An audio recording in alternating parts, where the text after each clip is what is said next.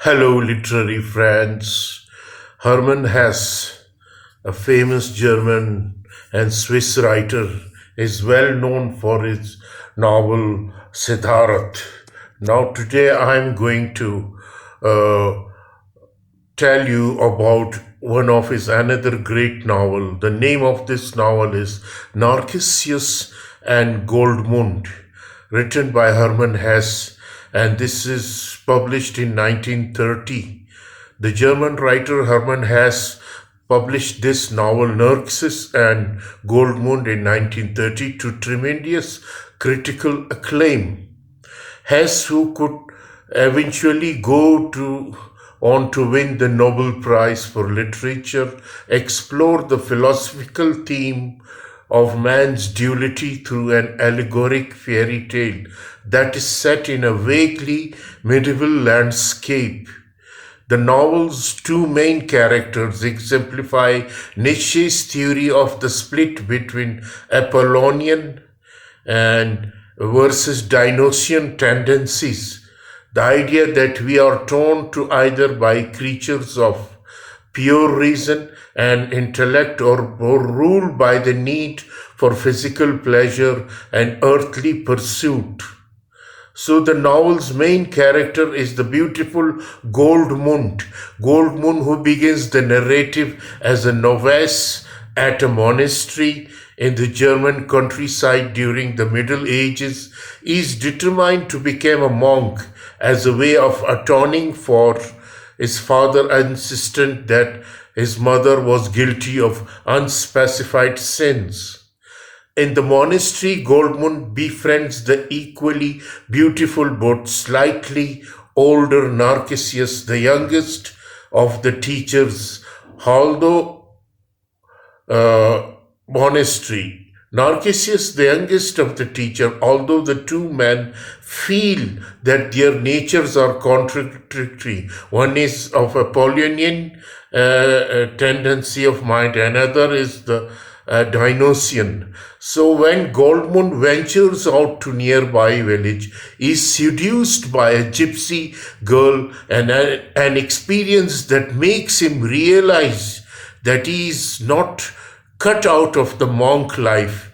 This clarifies the duality he has experienced in his relationship with Narcissus.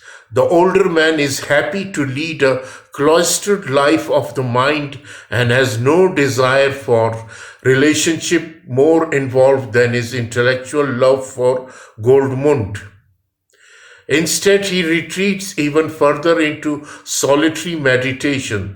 The younger man, on the other hand, decides to leave the monastery and pursue the life of wanderer and free spirit. As they part, Goldmund is told that he needs to find his mother psychologically, if not in reality. For a while, Goldmund works as a scholar in the castle of a count. He seduces both of the count's daughter, although he only has feeling for Lydia, the older. When his adventures come to light, the count kicks him out and he resumes wandering. The world is Goldmund's oyster. Life is easy. There is a lot of pleasure in being on the road, and women are constantly throwing themselves at him because of his incredible looks. He wrecks up the sexual conquest county of 50 men. But not everything is perfect. For instance, he kills a fellow traveler when that man tries to steal the gold coin Lydia gifted Goldmund. Feeling guilty, he confesses his sin to a priest and then is mesmerized by the sculpture of the Virgin Mary he finds in the church. Goldmund seeks out its maker, the wood carver master Nicholas, who agrees to teach Goldmund everything. Learning everything only takes a year, and Goldmund begins working on his own sculpture. an image of Apostle John, whose faces is modeled after Narcissus. Being an artist is deeply meaningful to Goldmund, since it is one way to cross the Apollonian and plus Dionysian's divide. Artists take the lived experience of the body and transform it into a form to be appreciated by the mind. But Goldmund is dismayed that Nicholas works on commission rather than simply for glory, and decides to abandon his next great project, his own version of Virgin Mary, or the mother figure he is supposed to be looking for. Goldmund decides to search for the universal mother in life rather than in art, and resumes traveling.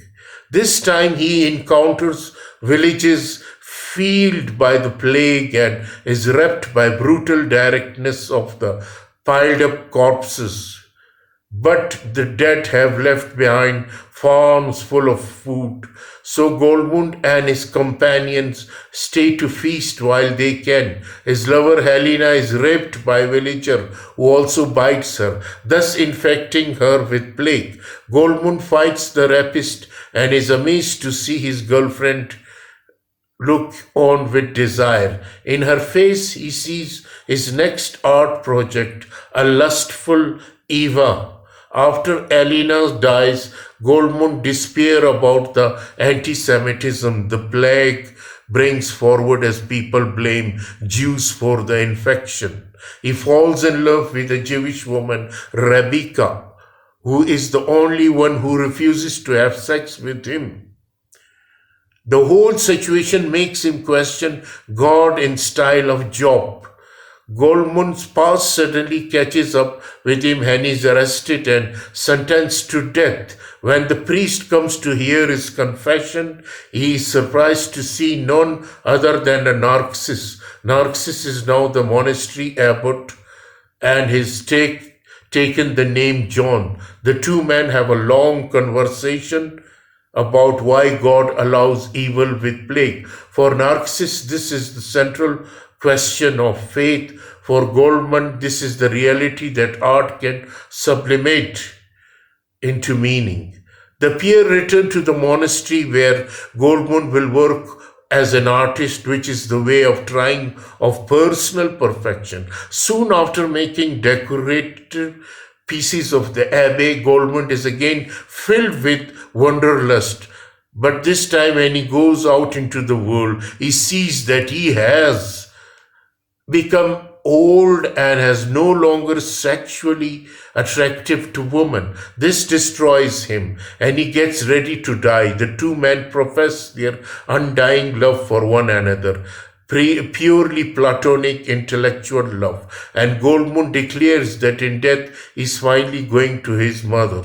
Although Narcissus and Goldmund was considered a triumph on first publication, Hermann Hesse fell out of literary vogue after World War II. He was rediscovered by those involved in the counter-cultural movement of 1960s, who felt that his ideas meshed well with the anti-establishment philosophy underpinning the social upheaval of that time.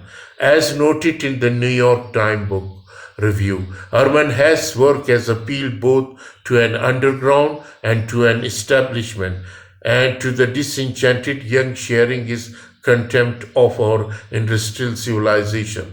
So this is the novel which I discussed with you, by Hermann Hesse, the story of the Goldmund and Narcissus by Hermann Hesse, the famous writer of the Siddharth.